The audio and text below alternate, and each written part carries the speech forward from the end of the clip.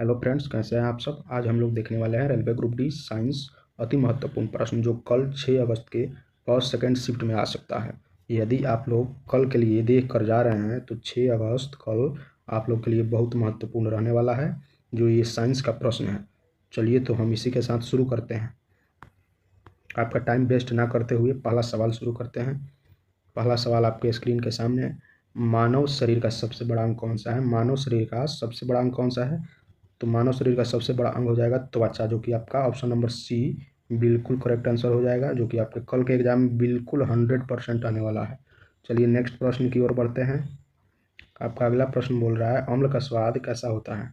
अम्ल जो होता है उसका स्वाद कैसा होता है? मीठा होता है? नहीं। खारा होता है? नहीं। कड़वा होता है? नहीं। खट्टा होता है? यस। तो ऑप्शन नंबर डी जो है आपका बिल्कुल करेक्ट आंसर हो जाएगा। इसी के साथ चलिए अगले प्रश्न की ओर बढ़ते हैं।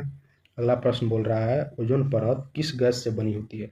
ओजोन परत जो है वो किस गैस से बनी होती है? O3। O3 जो कि आपका ऑप्शन नंबर बी में दिख रहा है वो बिल्कुल करेक्ट आंसर हो जाएगा, जो कि आपके कल के एग्जाम में बिल्कुल आने वाला है। तो चलिए नेक्स्ट प्रश्न की ओर बढ़ते हैं। मानव हृदय में कितने कक्ष होते हैं? मानव का जो हृदय होता है उसमें कितने कक्ष होते हैं? तो मानव हृदय में 4 कक्ष होते हैं। मानव हृदय में कितने कक्ष होते हैं? 4, जो कि आपका ऑप्शन नंबर सी बिल्कुल करेक्ट आंसर हो जाएगा। चलिए नेक्स्ट प्रश्न की ओर बढ़ते हैं। अगला प्रश्न क्या बोल रहा है सबसे कठोर प्राकृतिक पदार्थ कौन सा है? तो सबसे कठोर जो है पृथ्वी पर वो कौन सा पदार्थ है? तो सबसे कठोर पदार्थ हो जाएगा हीरा, जो कि आपका ऑप्शन नंबर सी बिल्कुल करेक्ट होगा, जो कि कल के भी एग्जाम में आया था और कल भी आने वाला है। चलिए नेक्स्ट प्रश्न को देखते हैं कि क्या बोल रहा है। बल की एसआई इकाई क्या है? बल जो है उसका एसआई इकाई क्या है? उसका एसआई इकाई है पास्कल। बल जो है उसका एसआई इकाई है पास्कल, जो कि ऑप्शन नंबर डी बिल्कुल करेक्ट आंसर हो जाएगा।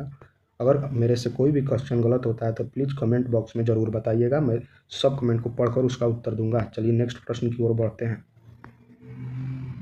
दूध में कौन सा प्रोटीन पाया जाता है? दूध जो होता है उसमें कौन सा प्रोटीन पाया जाता है? तो उसमें केसिन पाया जाता है, जो कि ऑप्शन नंबर बी बिल्कुल करेक्ट आंसर होगा। तो चलिए नेक्स्ट प्रश्न की ओर बढ़ते हैं। इसी के साथ रक्त का लाल रंग किसके कारण होता है? रक्त जो होता है उसका लाल रंग किसके कारण होता है? हीमोग्लोबिन के कारण होता है। रक्त का लाल होना किसके कारण होता है? हीमोग्लोबिन के कारण, जो कि ऑप्शन नंबर बी में बिल्कुल करेक्ट आंसर होगा, जो कि कल के एग्जाम में 100% आने वाला है। चलिए नेक्स्ट प्रश्न की ओर बढ़ते हैं। अगला प्रश्न सबसे हल्की गैस कौन सी होती है? सबसे जो हल्का होता है वो कौन सा गैस होता है? क्या ऑक्सीजन होता है? तो बिल्कुल नहीं। नाइट्रोजन होता है? बिल्कुल नहीं। कार्बन डाइऑक्साइड होता है? बिल्कुल नहीं। तो आपका आंसर हो जाएगा option number C hydrogen. Option number क्या हो जाएगा? C hydrogen. सबसे हल्का गैस कौन सा होता है ये बात आप लोग ध्यान में रख लीजिएगा। नाइट्रोजन बिल्कुल नहीं होगा, हाइड्रोजन होगा, हाइड्रोजन। चलिए नेक्स्ट प्रश्न की ओर बढ़ते हैं। ध्वनि किस माध्यम में नहीं चलती है? जो हम लोग का आवाज़ होता है वह किस माध्यम में नहीं जा सकता है? तो वो ठोस में भी जा सकता है, द्रव में भी जा सकता है, गैस में भी जा सकता है। तो ये क्वेश्चन बोल रहा है कि किस मध्य में नहीं जा सकता है। ये भी आप लोग ध्यान रखिएगा कि क्वेश्चन बोल रहा है ध्वनि किस मध्य में नहीं चल सकती है। तो निर्वात में। ऑप्शन नंबर डी आपका बिल्कुल करेक्ट आंसर हो जाएगा। तो चलिए इसी के साथ अगले प्रश्न की ओर बढ़ते हैं। विद्युत धारा की इकाई क्या है? विद्युत धारा जो है इसकी इकाई क्या है? तो विद्युत धारा की इकाई क्या? वोल्ट है? बिल्कुल नहीं। वाट है? बिल्कुल नहीं। ओम है? बिल्कुल नहीं। एम्पियर। विद्युत धारा का ऐसा इकाई क्या होगा? एम्पियर, जो कि ऑप्शन नंबर डी में बिल्कुल करेक्ट आंसर हो जाएगा। चलिए नेक्स्ट प्रश्न की ओर बढ़ते हैं। मनुष्य के शरीर में कुल कितनी हड्डियां होती है? मनुष्य जो होता है उसके शरीर में कुल कितनी हड्डियां होती है? 200? बिल्कुल नहीं। 206? बिल्कुल नहीं। 208? बिल्कुल नहीं। 204। कितनी हड्डियां होती है? 204, जो कि ऑप्शन नंबर सी में बिल्कुल करेक्ट आंसर होगा।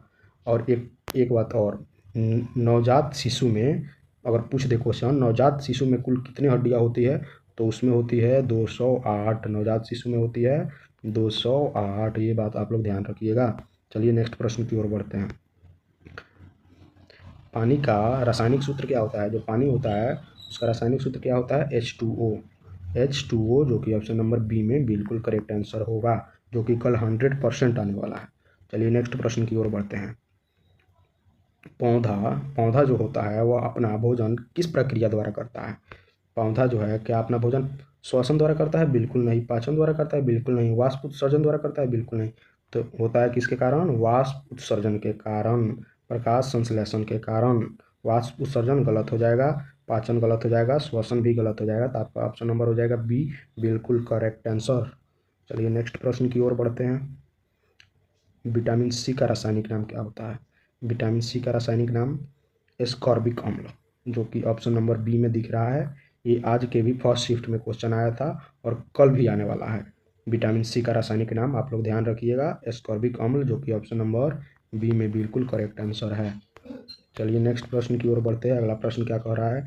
मानव शरीर की सबसे बड़ी हड्डी कौन सी होती है? मानव शरीर की सबसे बड़ी हड्डी कौन सी होती है? टिबिया बिल्कुल नहीं, ह्यूमर्स बिल्कुल नहीं, रेडियस बिल्कुल नहीं, फीमर। हाँ, फीमर जो है वो मानव शरीर की सबसे बड़ी हड्डी होती है, जिसे हम लोग जांघ कहते हैं। मानव शरीर की सबसे बड़ी, आप साधारण भाषा में समझिए तो जांघ की होती है, जो कि ऑप्शन नंबर डी में बिल्कुल करेक्ट आंसर हो जाएगा।